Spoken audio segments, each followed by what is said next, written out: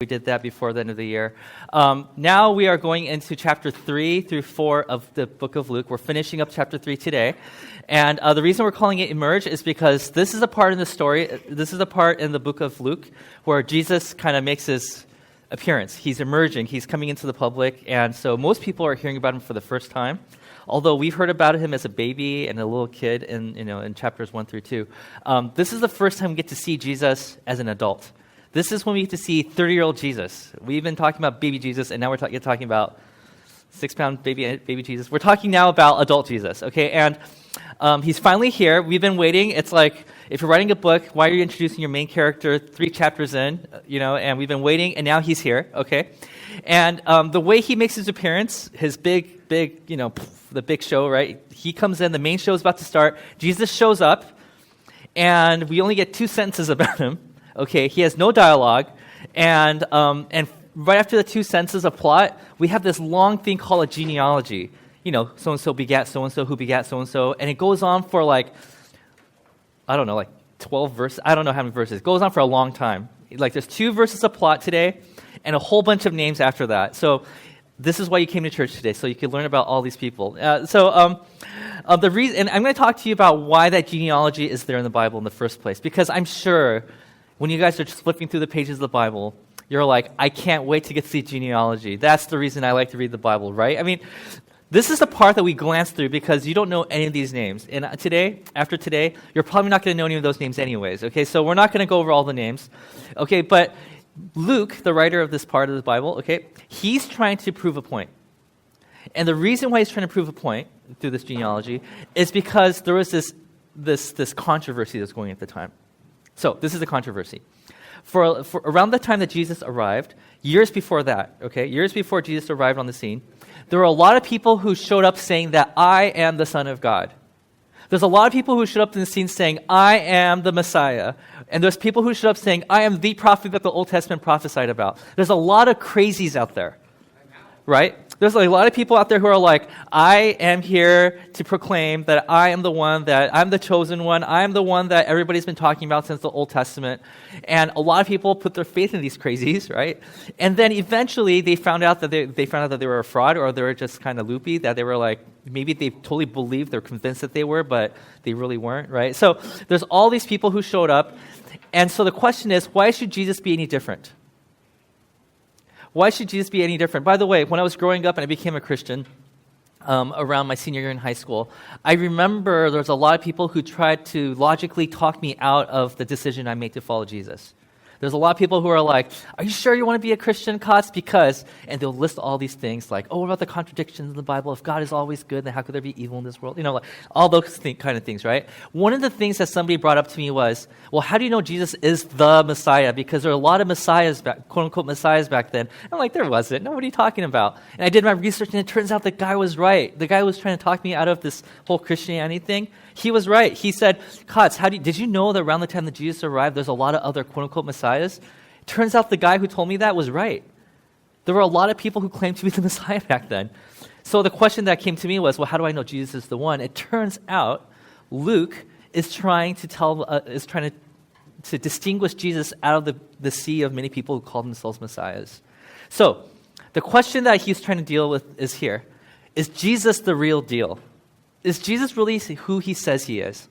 And so he tries to prove it to us in many ways, okay? And so he starts off Luke chapter 3. We're going to start from verse 21. He starts off by saying this, okay? So remember the previous scene, John the Baptist was baptizing all these people, right? Now Jesus shows up. This is the appearance of Jesus in the book of Luke. When all the people were being baptized, Jesus was baptized too. This is the first appearance of Jesus as an adult in the book of Luke, right? Now, if you remember last week, I'll catch you up again. John the Baptist was baptizing people, because if your last name is the Baptist, you kind of have to do that, right? No, that's not his last name. But okay, he was baptizing people, okay? And the reason he was baptizing people in the Jordan River was because he wanted to get people to say, I'm willing to join this new movement of going back to what the original purpose of Israel was, meaning God called us to this one purpose, which is to bless the people in the world, care for the people in the world, love on the people in the world, connect people with God, all that kind of stuff. And we kind of lost sight of that. So if you're willing to come back to the original purpose that we were placed on this earth for, then come on and get baptized. Join this movement that we're starting. Jesus comes on the scene and says, you know what? That happens to be the exact same thing I'm a part of. Sure, I'll get baptized. So he gets baptized by John the Baptist, okay? And as he was praying, heaven was opened and the Holy Spirit descended on him in bodily form like a dove. Now, what's interesting about this part is, I don't know if you guys know this, but there are 4 biographies of Jesus. Matthew, Mark, Luke, and John, okay? And this is, we're looking at Luke, the Luke version of it. The Luke version is the only version where it says that the dove was actually a physical body.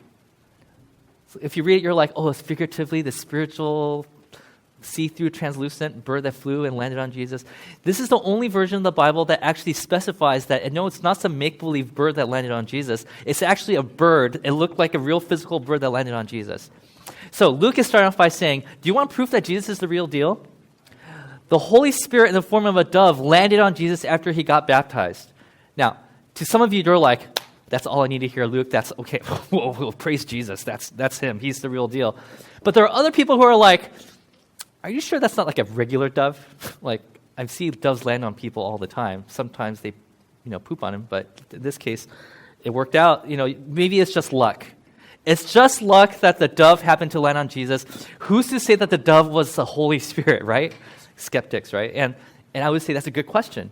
So for some people, let's just say a few small percentage, maybe like 5% of the people who are reading this story 2,000 years ago would look at that and say, wow, Jesus is the real deal. But there's still the 95% other people who are like, yeah, that could have just been a random dove.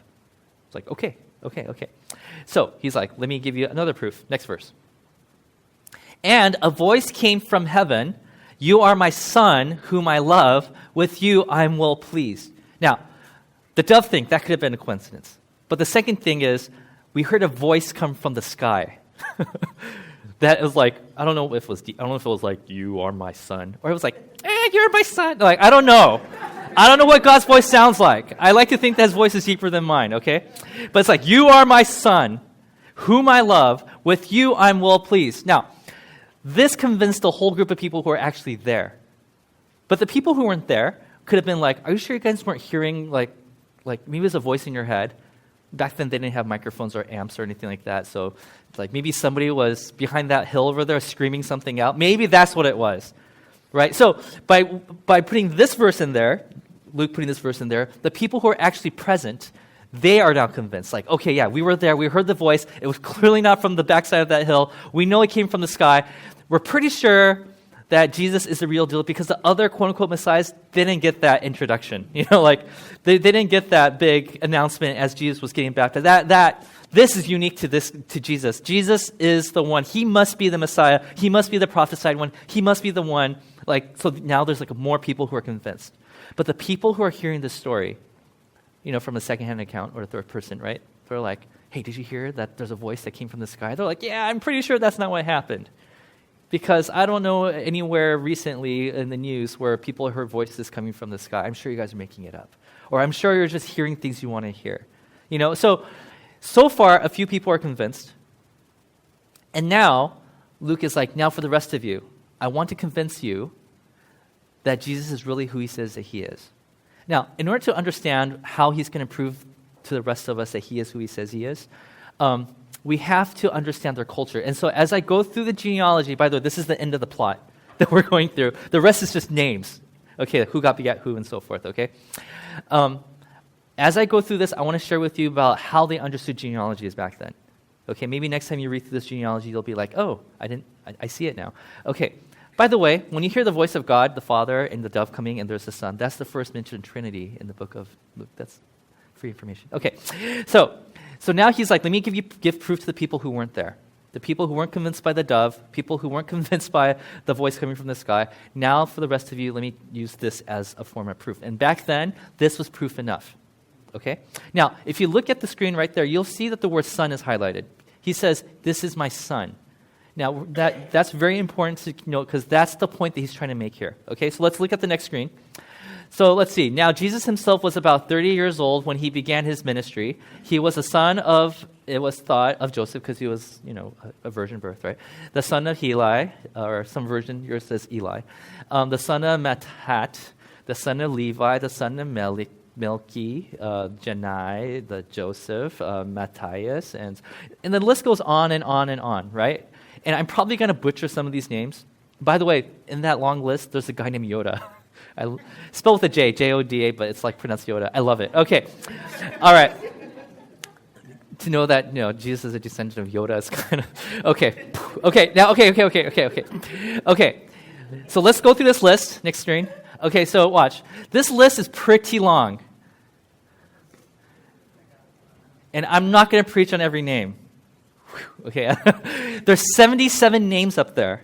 77 names. Okay, and if we went through every single one of them, we would be like, this is why I don't like reading the Bible. I hate reading the Bible because of stuff like this. But the people back then, they read through the Bible waiting to see things like this. Because to them, each name had a story. Each name had a reputation and a whole ideal around them. So if I were to say, like, my descendant is, and this is totally not true, I don't know if you could tell, but like, if I were to say George Washington was my ancestor, you'll be like, what? Right? And then you have this whole image in your mind of like George Washington, and you're like, oh, I could kind of see it in you, Kotz. No, you can't.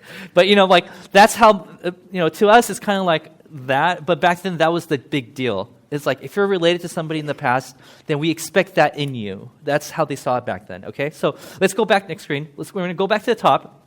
And then we're going to go through the list, okay? And as you go down the list, the first name that we're going to look at are the two names, Amos and Nahum. Now, some of you guys probably have heard that name before or seen that name before, and you have no idea who that is, but you've seen those names before. And the reason why you've seen those names before is because these two characters, Amos and Nahum, they have books in the Old Testament named after them. These two characters are what we like to call prophets. Okay, Amos, he was in action around 700 BC, mid-700 BC. Okay, and he was basically the one that looked at Israel, God's chosen people. He looked at them and said, you guys are my people, meaning you're supposed to represent me, right? Okay. But for some reason, the rich are getting richer and the poor is getting poorer, and that doesn't seem to work out because when the rich gets richer, every system you come up with, usually made by the rich people, they get richer and richer, and the poor gets left out more and more. And as God's people, you're supposed to take care of each other. Like, what's going on here? And so he basically calls them out. That's what the prophet Amos did. A prophet is a mouthpiece of God, a person who speaks on behalf of God. He comes on the scene and says, guys, let's fix this, because if you're going to be God's people, you can't act like this. Nahum came like in the 600 BCs, mid-600, okay? And he's basically, his name actually means comforter, okay? He shows up on the scene, and all these people are defeated. They're like, oh, has God abandoned us? Oh, I don't know. All these bullies are coming in, and they're beating us up, and does God even care? And God shows up in the form of, a message from a guy named Nahum, and Nahum basically looks at everybody and says, don't worry, God is not given up on you. Your enemies are eventually going to leave. God's going to kick them out, and God's going to take care of you. But right now, you have to go through this season. And so Nahum was the guy of comfort. Amos was a kind of guy of like speaking judgment upon these people. Okay, so when they heard that Jesus is related to these two guys, they were like, whoa, really? And remember, if you have somebody in your ancestry that is a big deal, they kind of expect that in you too. Okay, so meaning, if I were to say my great-great-great-great-great-grandfather was Abraham Lincoln, right? And they're like, whoa, Kotz, like, there's a lot of expectation on you. Like, we expect you to lead the people, we expect you, right? And it's an unspoken rule today, but back then, it was expected. Okay, so if you are related to somebody that's famous, then chances are they expect you, if you're related to somebody that's a great orator, then chances are they expect you to be a great speaker today. Okay, so there's this expectation on you. So Luke, as he goes through this list, he says, by the way, Jesus, his great-great-great-great-great-great-grandfather, Amos Nahum, just name dropping, just letting you know. So let's go through this list a little further. If you go down, you see this guy named Zerubbabel. Zerubbabel was a national hero. Zerubbabel, what he did was when Israel was cast out of their land, so there's home right there, and we've been kicked out, eventually came a time where God said, okay, I'm going to pull you back in. And when God placed them back in their homeland, at that point, there's a guy named Zerubbabel who showed up and said, I will govern you guys. I will take care of you guys. Let's rebuild the city together. And so he was like a national hero. And so for somebody to say, Jesus is related to this guy named Zerubbabel, which is a fun name to say, Zerubbabel, okay. It's to say like, whoa, Jesus is related to that hero. It's like saying I'm related to an athlete. It's like saying, hey, I'm related to fill in the blank, because this is very polarizing. I could say Kobe Bryant. Some of you guys don't like him. Some of you guys like LeBron James. I don't know, right? But whatever your favorite athlete is, fill in the blank right there. Like, I'm related to that guy. And you're like, whoa, you're famous, right? You're so famous. I can't believe you're related to that guy. And so the expectation is placed on Jesus even higher now because he's related to Zerubbabel. Okay? Now, let's go to the next one. If you go down the list slightly lower, there he has the name David. That's the King David that you probably heard of in the Bible. King David. King David. Israel has had many, many kings, but the best king at the top, number one king that they've ever had was King David. King David was the one. Israel has never been in a better place than the time that King David was on the throne. So to say that you're related to King David is a big deal. As a matter of fact, they loved King David so much, that they said that there's a prophecy that there'll be another great king coming, and he has to be in the bloodline of David. So for somebody to say that Jesus is related to David is like a huge deal again. And not only that, they're like, wait, if you're in the lineage of David, are you that king that was been prophesied? So there's this huge expectation on this character, on Jesus, because he's related not just to Amos and Nahum, and not just Zerubbabel, which gives me great pleasure to say, and not just David, but next guy on the list, not that far below, is a guy named Boaz. That gives me great pleasure to say too. Boaz. Okay, Boaz. If you don't know who Boaz is, read the book of Ruth, But let me just kind of give you a quick overview. There's a character named Ruth, which the name of the book is named after, and she is with her mother-in-law, and all their husbands and sons are dead. That means you're a woman in a man's society, and so you're usually cast out to the side in that kind of society. Boaz steps in and says, I am going to redeem you guys. By me marrying you, by associating you guys with me, you are going to be safe, so I'm going to take care of you. And there's this term that came up called the kinsman redeemer, which means I'm here to take the place of your shame and bring you into my family so that you don't have to be ashamed anymore. So you don't have to be cast out to the side of society anymore. So he used his own reputation and his own power to protect the people who were dear and near to him. That's what he did. That's Boaz. They're like, whoa, Jesus is related to Boaz? That's so cool. So there's David, there's Boaz, there's Nahum, there's Amos, there's Zerubbabel, right? This is a great list. Who else are you related to? Well, let's find out. Next person on the list, Abraham. Abraham is the guy that started this whole God movement in the first place. He's the father of all the Jews. Like, wow, Jesus is related to Abraham? But wait a minute, isn't every Jew related to Abraham? Yeah. Well, let's keep going on the list. There's then Noah. Noah, you're related to Noah? It's like, yep. Who is Noah? Well, he was the only righteous person in the wicked world. The world was falling apart. Noah was the only person who said, no, I'm not going to partake in that. I'm going to be that righteous guy. You're related to him? Yep. But isn't everybody, according to Jewish traditions, like, yeah? Well, let's go down further down the list. Oh, there's that name right there, Adam, the first human, as they would believe to be. First human. Also related to Adam, the first human beings. Like, yeah. But isn't everybody? Yeah. Okay. Now, what's interesting about this genealogy, it starts really specific. There's Joseph's, Mary's son, down all the way to Adam, and he ends by saying this. Next screen. He ends by saying, Adam, the son of God. So this is what. Now, you have to follow this logic. This is really interesting, and it's kind of controversial. So let me walk you through it one step at a time. What Luke is saying is Adam was a product of God. And Adam, he had a son. His name was Seth. So he's basically also a son of God. And then Seth had another child whose name was Enosh. And Enosh had Canaan. And Canaan had Mahalalel. And the Mahalalel had Jared, subway guy. And he had Enoch, and Enoch had Methuselah, and eventually we get to Noah, and then eventually we get to David, Abraham, David, and so forth, right? And so wait a minute. So what you're telling me is you're saying that Jesus is the son of God because Adam was the son of God, and then so wait a minute. By that logic, next screen, isn't everybody on the list a son of God? Right? Right? I mean, so Luke's argument is kind of weird here. He's basically saying, I have proof that Jesus is who he says he is. He is the Son of God. How do I know that? Well, it's because he is the son of so-and-so and so-and-so. If you follow all the way back to the very beginning, Adam was the son of God, therefore Jesus is the son of God. But by that argument, you're basically saying that everybody in that list and everybody else, like if Adam was the son of God and Adam was the first human being, then everybody, you and everybody here is, we won't say son of God, we'll say child of God, right? Because there's women too, right?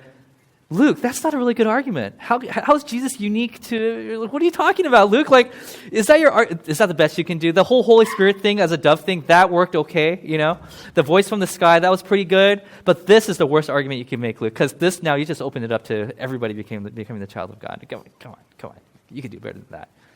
Well, okay, the reason why we think about this like that, okay, is because of this. Now, when you say a child of something, today we think about it in one way, right, which is this. We think of it in a biological way. If I were to say my son Justin the son of Kotz, right, that's biological, right? But in those days, and sometimes today, we see it in another way, which is this, representational. Let me give you an example. On Friday, my family, we went to Disneyland. We love to go to Disneyland. We take Justin because he loves Disneyland and he has a pass. Yeah. And he has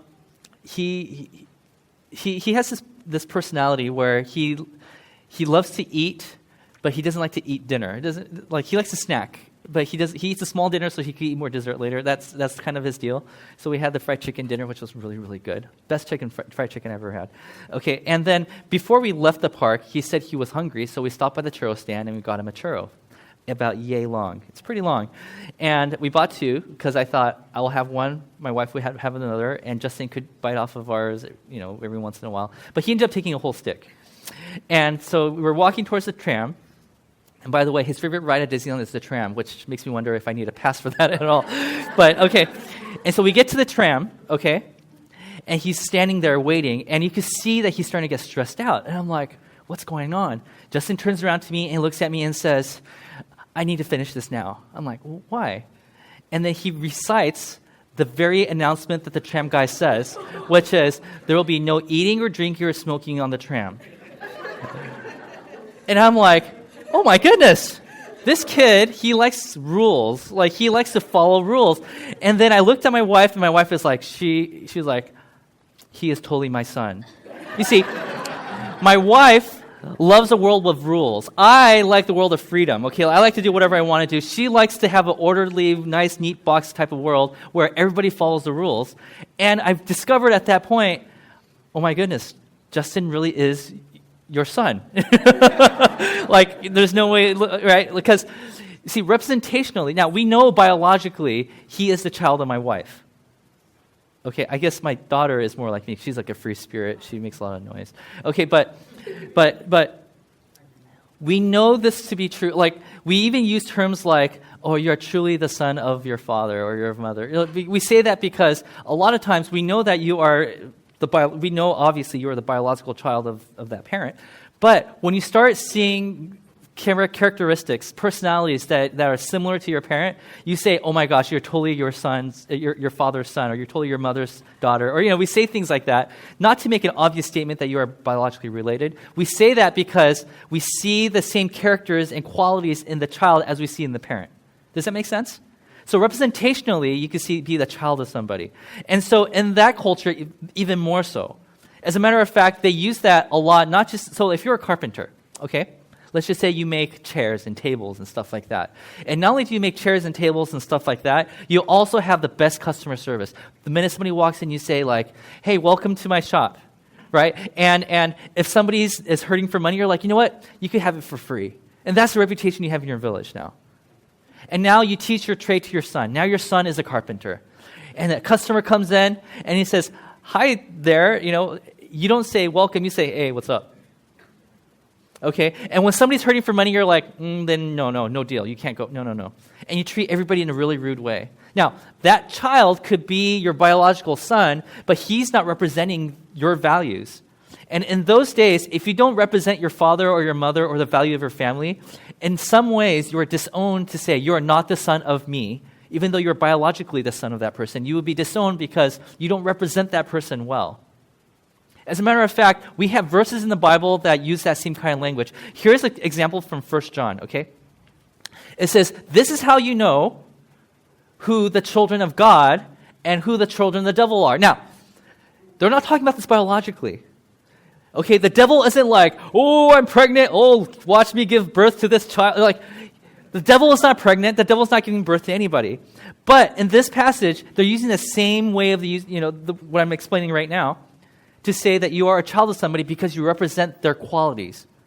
In case you wonder how that verse ends, this is how it ends. Anyone who does not do what is right is not God's child. Again, if you were a representation of God, you'd be doing A, B, and C, but instead you're doing X, Y, and Z. And therefore, it says that you are not a child of God because you don't represent him accurately. Right? So he says, anyone who does not do what is right is not God's child, nor is anyone who does not love their brother or sister. It's like, if you're not loving the people around you, then you're not representing God. Therefore, you can't call yourself the child of God. You're actually more representing the other dude, the devil. And so you have to understand that in the culture, you can be biologically a son of somebody, but you also have to be representationally a child of somebody. It's at that point that you're fully a child of God. Okay, so are we clear on that? So this is why Luke 3, next verse, 38, this last part of 38, it says, Adam is the son of God. Now, when God created Adam, Adam was created in his image. So here's Adam and Eve, created in God's image, okay, and they are living and representing God in the way that he's like, oh, look what you're doing. That's exactly what I would do. Like, there is that connection, right? But in Genesis chapter 3, things start to fall apart. Sin enters the world. They decide that we're not going to follow God's example anymore. We're going to do our own thing, okay? And so things start to fall apart, and it's at that point that they forfeited the right to call themselves the child of God. As a matter of fact, next screen, from here all the way to the top of the list, nobody qualifies as a child of God. They might be biologically connected to Adam, and therefore they might be biologically a son of God, but as a representation of God, they all fall short. In the book of Romans, one of the first Christian leaders, Paul the Apostle, he says, we all fall short of the glory of God. This is what he means by that. He says we can't call ourselves the children of God. Why? Because we don't represent him well. 76 names on this list did not represent God well. Therefore, they all forfeited to be called the child of God. The last person, number 77, is the only person who represents God exactly, and that is Jesus. So this is how Luke is proving to everybody that he is indeed who he says he is. He says, do you want proof that Jesus is who he says he is?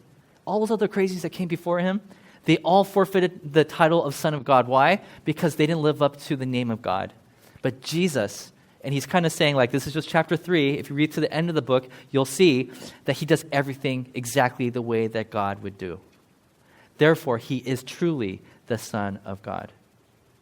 Everybody else fell short. All 76 of them fell short. Number 77, Jesus is the only one who is really the Son of God.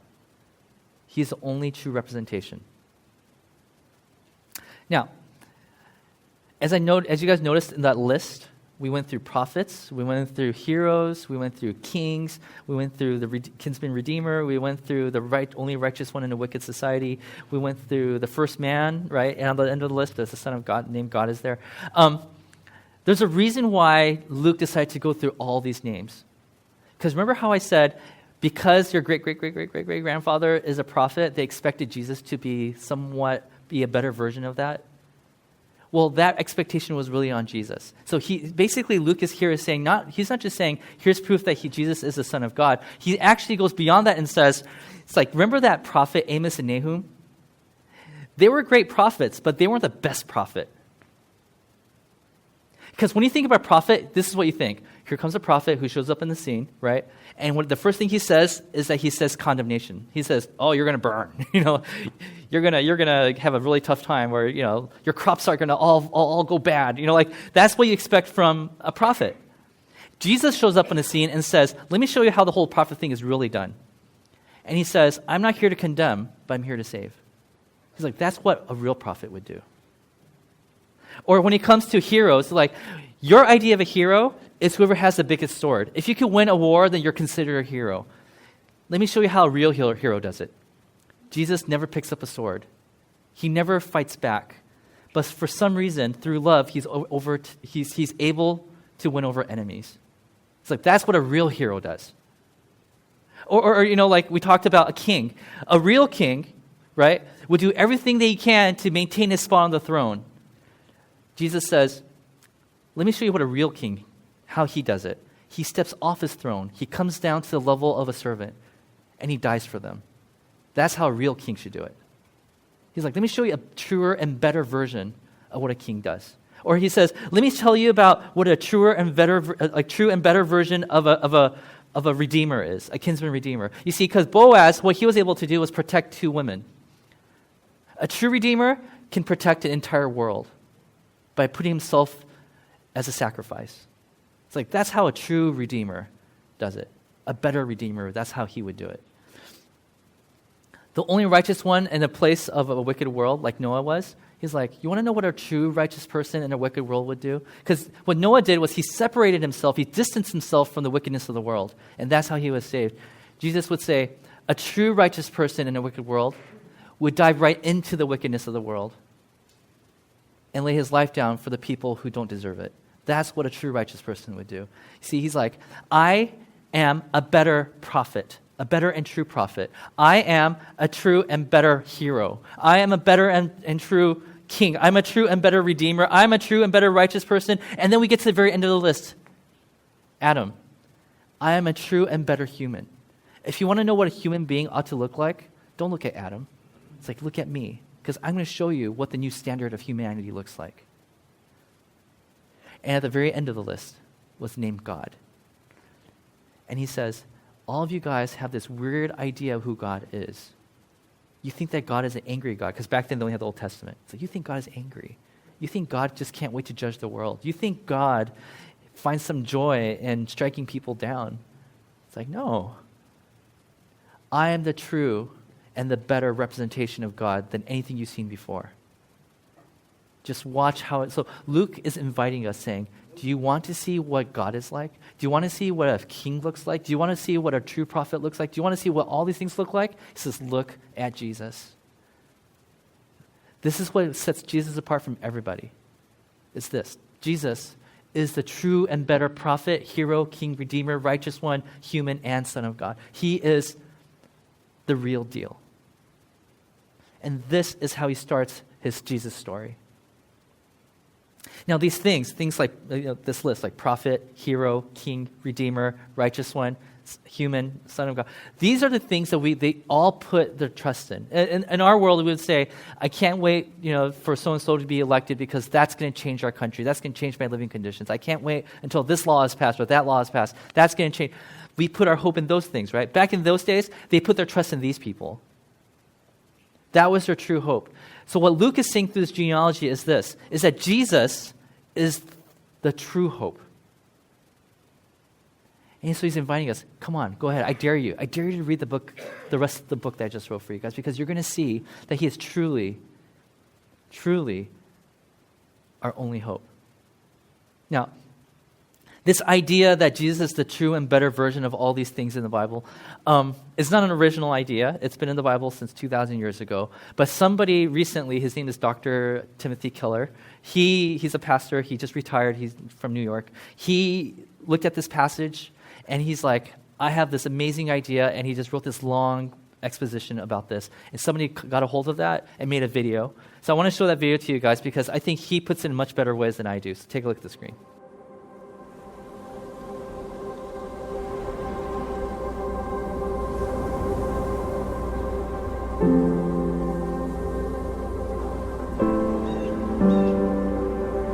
The Bible is not a series of disconnected stories. It is a single narrative in which every story, every character points beyond itself to one who is greater. The story of Adam and Eve is not just about the first man and woman. There is a true and better Adam who passed the test in the garden and whose obedience is ascribed to us. There is a true and better Abel who, though innocently slain, has blood that cries out, not for our condemnation, but for our acquittal. There is a true and better Abraham who answered the call of God to leave all the comfortable and familiar and go out into the void to create a new people of God. There is a true and better Isaac, the son of laughter, of grace, who was not just offered up by his father on the mount, but was truly sacrificed for us all. There is a true and better Jacob, who wrestled and took the blow of justice we deserve, so we, like Jacob, only receive the wounds of grace that wake us up and discipline us. There is a true and better Joseph, who at the right hand of the king forgives those who betrayed and sold him and uses his new power to save them. There is a true and better Moses who stands in the gap between the people and the Lord and who mediates a new covenant. There is a true and better rock of Moses who, struck with the rod of God's justice, now gives us water in the desert. There is a true and better Job, the truly innocent sufferer, who then intercedes for and saves his foolish friends. There is a true and better David, whose victory becomes his people's victory, though they never lifted a stone to accomplish it themselves. There is a true and better Esther, who didn't just risk losing an earthly palace, but lost the ultimate heavenly one, who didn't just risk his life, but gave his life to save his people. There is a true and better Jonah, who was cast out into the storm so that we could be brought in. There is a true and better Passover lamb, innocent, perfect, helpless, slain so the angel of death will pass over us. He's the true temple, the true prophet, the true priest, the true king, the true sacrifice, the true lamb, the true light, and the true bread. The Bible is not a series of disconnected stories. It is a single narrative that points to one person, Jesus.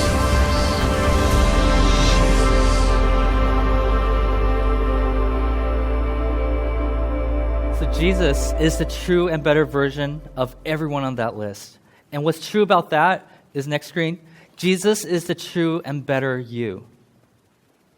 And that God who says, if you want to know what a true and better version of you is, look at Jesus, because that's the goal that we're all striving for. Because God is represented in Jesus. And Jesus is the true and better version of every single person in history, because he's the only one that's worthy of being called the true Son of God. And we all strive, and God is inviting us to a relationship with that true and better version of you. And he's also inviting you to let him transform you. And so today, what I really want us to focus on is this. The minute you say, yes, I want to be in a relationship with Jesus, he takes his label of being the true Son of God and he places it on you and says, now you can also be called a child of God. And maybe in this new year, you're thinking like, I do want to make that step in my life. Like, I want to make that step in my life to say like, hey, I've done my life my own way, right? But now I feel like I want to make that commitment to say, I want to follow Jesus. And if that's you, I want you to focus on this one thing, okay? Because this is the one thing I want you to know today. It's not by your might. It's not by how hard you try that you get to earn that title. If you want God, the creator of the universe, to look down at you and say, this is my child, it's not because you worked and earned that title. It's because Jesus lived that perfect life and he said, now I worked for that title and I just want to hand it over to you. If you want to have that good relationship with God, that relationship is offered to you just by saying, yes, I want to have that relationship. That's it. He says that's all it takes to be called a child of God. So in the New Testament, there's all these people who mess up over and over and over again, but they keep getting called the child of God.